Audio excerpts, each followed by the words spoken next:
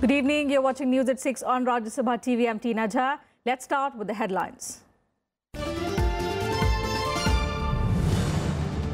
Rajya Sabha Chairman M. Venkaiah Naidu refers privilege notice against Congress President Rahul Gandhi to Lok Sabha Speaker Sumitra Mahajan.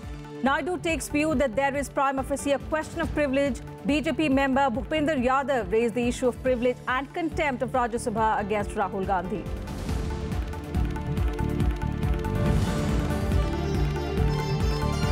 Ranchi court sentences former Bihar Chief Minister Lalu Prasad Yadav and others to 3.5 years in jail in the second photo scam case. Also imposes fine of 10 lakh rupees on the RJD president.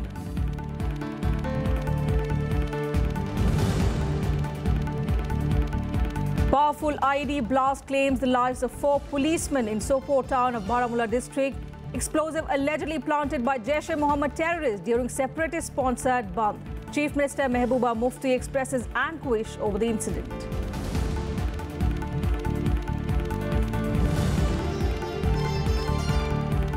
And Vice President M. Venkaiah Naidu addresses NCC cadets after inaugurating the NCC Republic Day Camp 2018.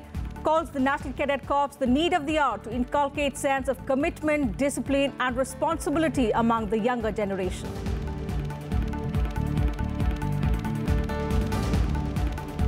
Well, the top story today, Rajya Sabha Chairman M. Venkaiah Naidu today referred the issue of privilege raised by BJP MP Bhupinder Yadav against Congress President Rahul Gandhi to the Lok Sabha Speaker for further consideration. On examining the privilege notice submitted by Yadav, the Rajya Sabha Chairman concluded that there is prima facie a question of privilege.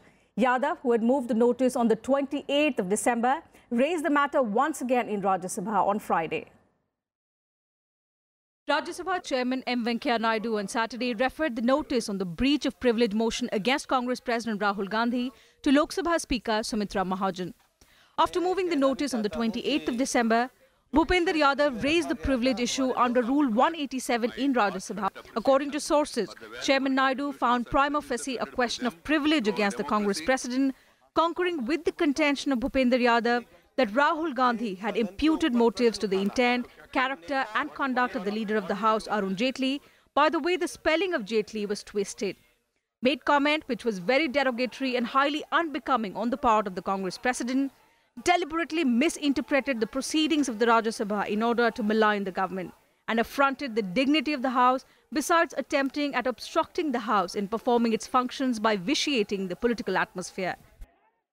Notice दिया था privilege का 187 में sir, और मैं यहाँ ये कहना भी चाहता हूँ कि जो विषय सदन में रखा गया था, हमारे बहुत संजीदा नेता प्रतिपक्ष और हमारे सदन के नेता दोनों के माध्यम से सहमति के आधार पर इस सदन में बयान दिए गए थे।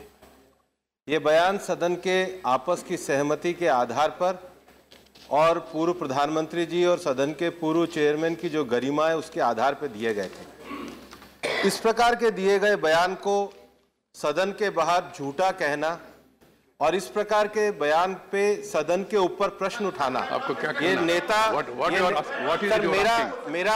मेरा पॉइंट ऑफ ऑर्डर ये है कि पूर्व में I am not allowing to discuss the motion. Sir, पूर्व में सदन के इस प्रकार के 3 इंसिडेंट रहे हैं। 1954 में श्री एनसी चटर्जी का, श्री प्रणब मुखर्जी जी का और श्री रामेश्वर ठाकुर का, जब दूसरे सदन के सदस्य थे तो वो रेफर किया गया था। मेरा प्रिविलेज का सर, आज सदन का ये समाप्त होने वाला है।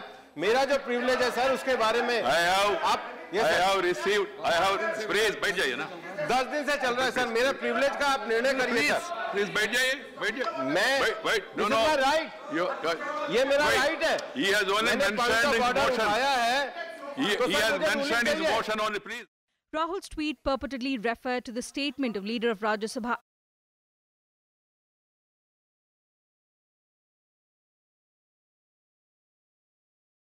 against former Prime Minister Dr. Manmohan Singh.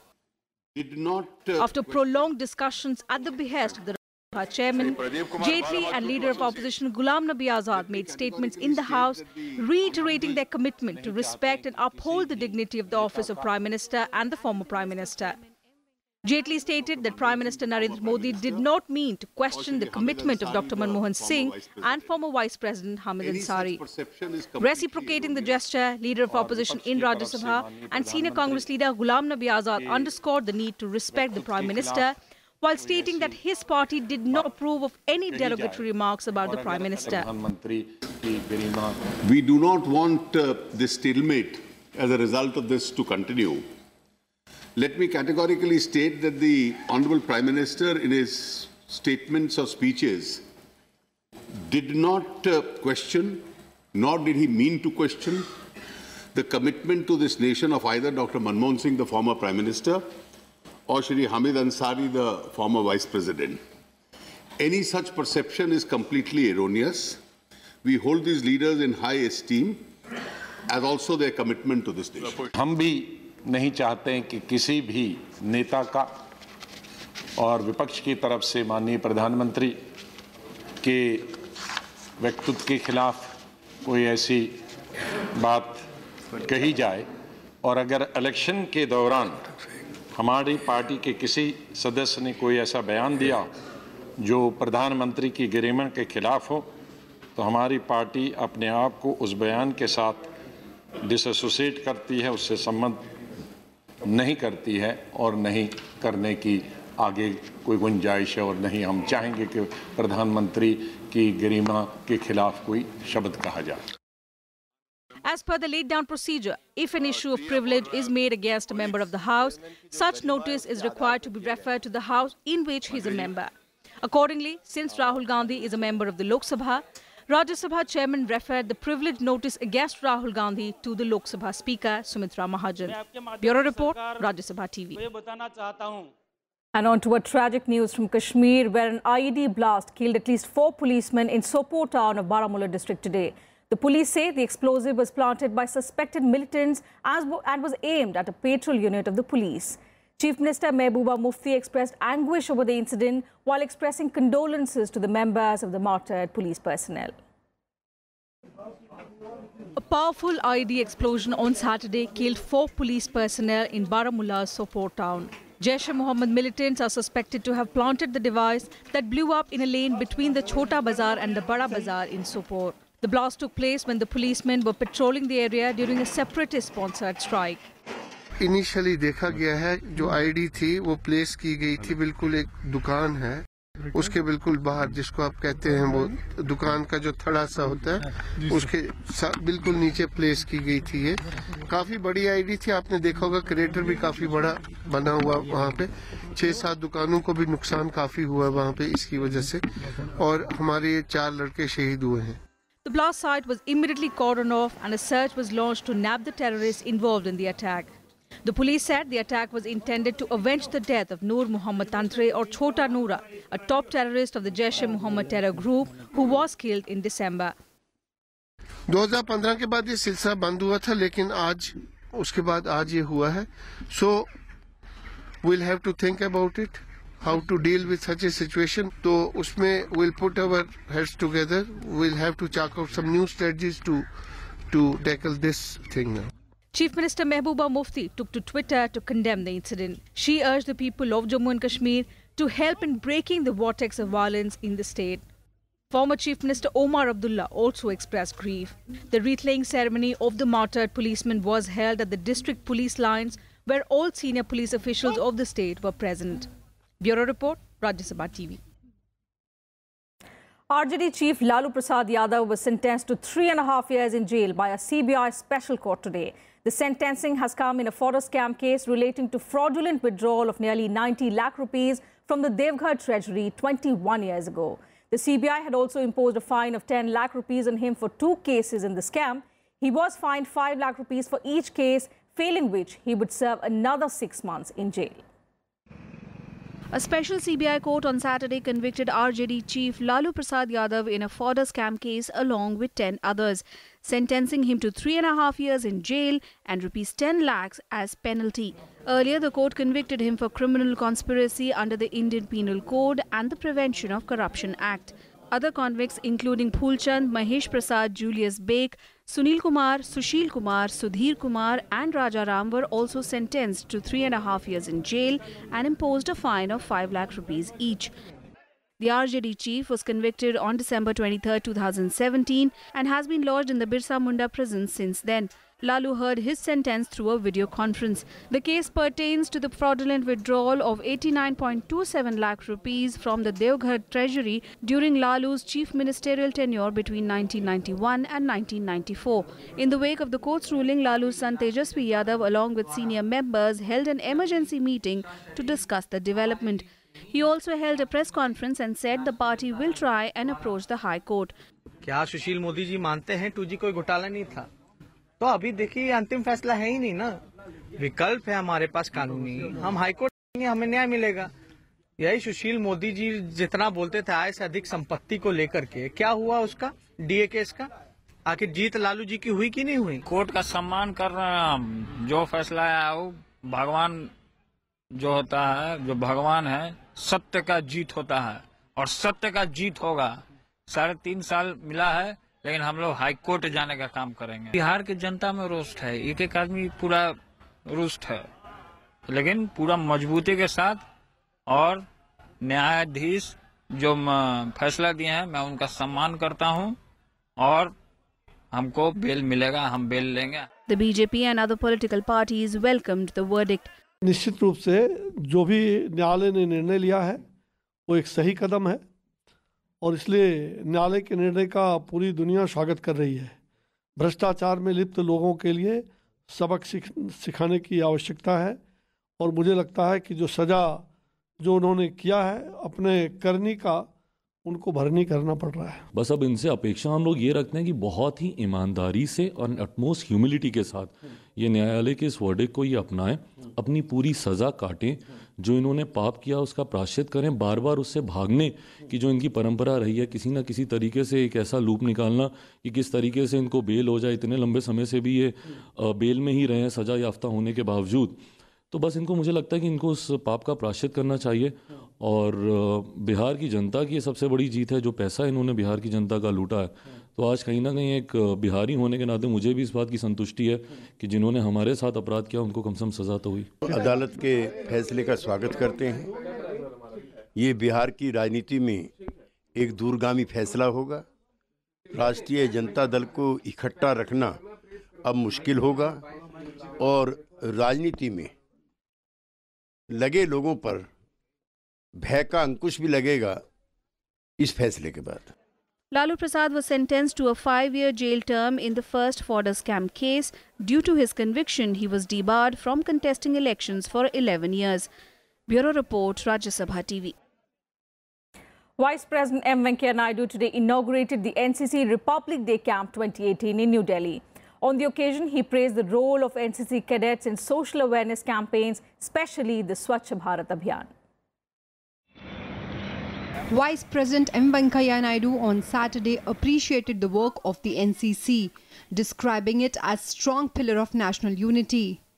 While speaking to the cadets, he also highlighted the major achievements of the NCC in youth and nation building. Naidu was addressing NCC cadets after inaugurating the NCC Republic Day Camp 2018 in New Delhi. On the occasion, he was presented a Medal of Honor and he also inspected the parade. NCC is the need of the hour for younger generations, which will bring discipline, commitment, dedication, and also give them overall idea of the nation's interests, safety and security, and also social consciousness. The Vice President also praised the NCC for its support to social awareness campaigns, community development, environment protection, sports and adventure. This organization fosters the spirit of brotherhood, builds character, inculcates the value of selfless service, concern for fellow citizens, community service and the spirit of adventure. That is also equally important. The very ambience of this camp fosters the feeling of camaraderie, and patriotism. Along with the Vice President Naidu, NCC Director General Lieutenant General B.S. Sehrawat was also present in the program. 2,070 cadets, including 695 girl cadets drawn from all 29 states and 7 union territories of the country, are participating in this one-month-long camp. The National Cadet Corps is the largest uniformed youth organization in the world. Ravindra Sharon's report for Rajya Sabha TV.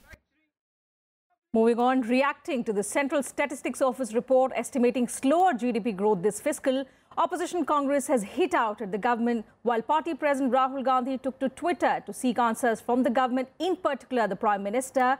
Former Finance Minister P. Chidambaram said the government's stalled claims about rapid growth have now fallen flat. More in this report. The prediction of a slower economic growth in the current financial year has provided Congress with ammunition against the government. Party President Rahul Gandhi, in a tweet, blamed Prime Minister Narendra Modi and Finance Minister Arun Jaitley for the economic slowdown. Rahul dubbed GDP as gross divisive politics and claimed that every aspect of the economy was on a downward slide. He said while new investments have been on a 13-year low and bank credit growth on a 63-year low, fiscal deficit is the highest in 8 years. The party also blamed demonetization and the implementation of GST for the economy's downturn. Bharat की आर्थिक स्थिति चिंताजनक है। ये सरकार पूरी तरह से विफल रही है अर्थव्यवस्था को मजबूत करने में, सही दिशा देने में। इस सरकार के और प्रधानमंत्री के निजी गलत फैसलों से भारत की इकोनॉमी को बड़ी चोट पहुंची है। In a statement, Congress leader and former Finance Minister P. Chidambaram said the fears of an imminent economic slowdown have come true. He said the government's claims of India growing at a robust growth rate have evaporated in thin air. The government, however, outrightly rejected the opposition charges. Economic Affairs Secretary Subhash Chandra said GDP growth forecast of 6.5% for 2017-18 implies growth of 7% for the second half of the fiscal. This confirms a strong turnaround of the economy. The Niti Aayog also believes that India's growth story will be an example in times to come. जब 1991-92 में मनमोहन सिंह की सरकार ने अपने जो सुधार किए थे तो उसके जो बाद जो साल था उसमें हमारी अर्थव्यवस्था की गति 1.8 हो गई थी। इतने बड़े सुधार के बाद भी हमारी हालत वो नहीं हुई कि हमारी बिल्कुल अर्थव्यवस्था जैसे जकड़ जाए, ऐसा नहीं है। और अब क्योंकि ये तेजी से बढ़ रही है तो मुझे लगता है कि आने वाले दिनों में ये 7.5 और 8% की तरफ बढ़ जाएगी। On Friday, the Central Statistics Office released a report in which it estimated that the GDP is expected to grow at 6.5% in 2017-18, a dip in comparison with the 7.1% growth rate in 2016-17. Bureau Report, Rajya Sabha TV. And let's now take a quick look at what else is making news across the country in Nationwide. Tamil Nadu State Transport Corporation workers' strike entered the third day today with at least 15,000 buses staying off the road, leaving thousands of commuters stranded. Transport workers' unions are on strike demanding a pay hike. The Madras High Court has also asked workers to call off their strike and report for duty or face consequences that will include suspension and dismissal. To ease the commuters' woes, the Transport Department has roped in temporary drivers.